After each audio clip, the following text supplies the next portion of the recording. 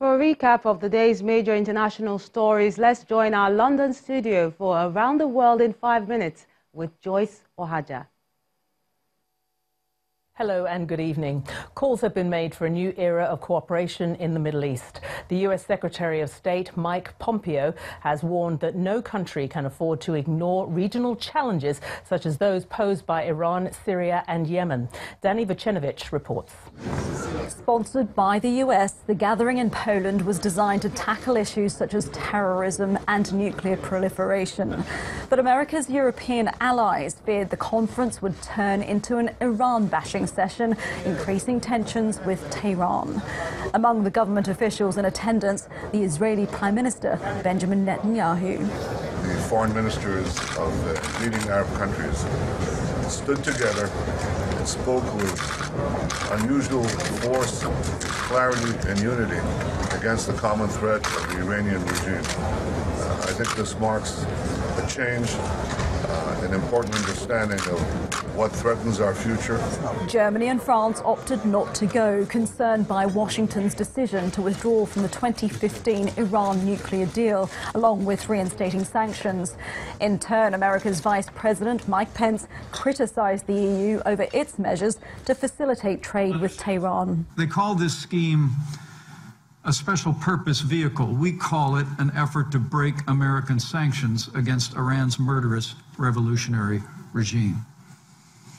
It's an ill-advised step that will only strengthen Iran, weaken the EU, and create still more distance between Europe and the United States.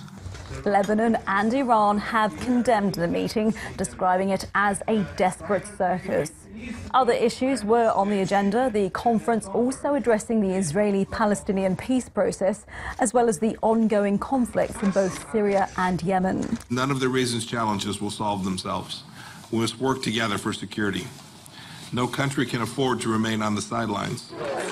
The two-day event was a rare show of Middle East cooperation, bringing together Israel and Gulf Arab countries, including Saudi Arabia. Dani Vucinovic, Channels Television News. A British team to join Islamic State says she wants to return to the UK. Shamima Begum was just 15 when she travelled to Syria from London. Now 19 and heavily pregnant, she told the Times newspaper she has no regrets. The teenager says she wasn't fazed when she saw her first severed head in a bin and has mostly been living a normal life. Airbus plans to scrap production of the world's largest passenger plane. The decision comes after Emirates Airlines, which operates the largest fleet of A380s, reduced its latest order. The European manufacturer says the last aircraft will be delivered in 2021. What we're seeing here is the end of a large four-engine aircraft, and that is what it is. I mean, there has been speculation for years whether we were 10 years too early with 380. I think it becomes clear that we were probably at least 10 years too late. The head of a Philippine news website who was served a warrant live on television has been released on bail. Maria Risa's arrest has been widely condemned, with many critics accusing the government of trying to bully journalists. She's accused of cyber libel following an article in 2012 that linked a businessman to murder, human trafficking and drug smuggling. Media watchdogs say they're trumped-up charges aimed at intimidating those who challenge the president's rule. For me, it's about two things: abuse of power and weaponization of the law. This isn't just about me, and it's not just about Rappler. The message that the government is sending is very clear, and someone actually told our reporter this last night: be silent or you're next.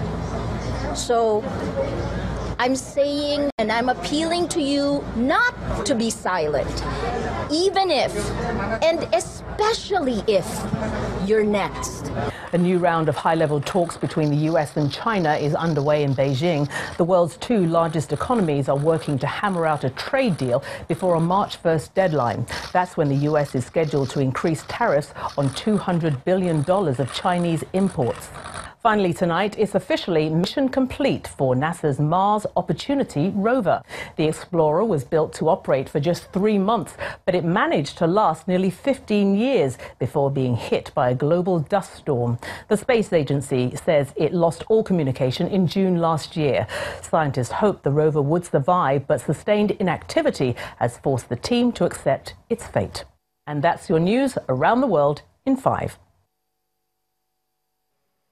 Many thanks, Joyce. Now, Olumide will be telling us why Odion Ighalo is over the moon on sports. That's right, Melinda. Welcome to Sports News. Super Eagles forward Odion Ighalo says he's excited to reunite with former Watford manager Kiki Sanchez Flores at Chinese Super League side Shanghai Shenhua. The 29-year-old striker moves to the 3-time CSL champions on a 3-year deal. And finally, former FIFA President Sepp Blatter has been summoned to explain how Germany was awarded the 2006 World Cup as prosecutors in Switzerland investigate suspected corruption in the bidding process. Swiss authorities are targeting Franz Beckenbauer, former captain and coach of the German World Cup winning sides, who was president of the German 2006 bid, with a suspect $7.5 million payment at the heart of the investigations. That's Sports News. I'm Olumide McCall.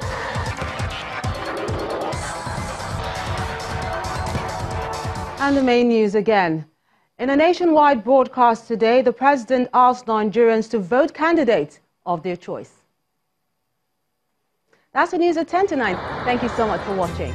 I'm Melinda Akinwami.